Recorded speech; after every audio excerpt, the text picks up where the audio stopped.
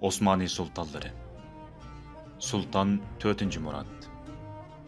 Osmani dövlətinin 17. padişahı. Hökm sürgən dövrü 1623 yıldan 1640 yılgacha.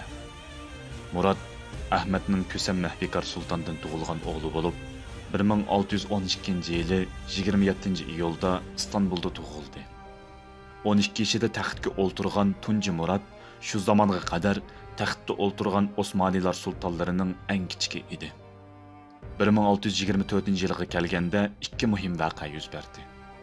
Abaza Mehmet Paşa'nın isyan kötürüşü ve Bağdat'ның qo'ldan ketishi.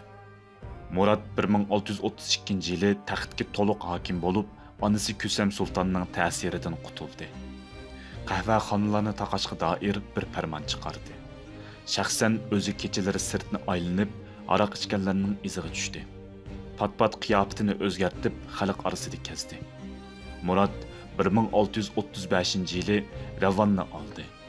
1638 yılı Bağdatga qo'shin tortib, Bağdatni fath qildi. 1639 yılı İran bilan Qasri Shirin kelishimnomasi imzolandi. Türk-İran chegarasi hozirgi kunimizdagi shaklda chizildi. Muradning bo'g'im yallig'i kasali bor edi. 1640 yılı 8 fevral vafot topdi ve dadisi Sultan Ahmet'ning maqbarasi yeniga dafn qilindi.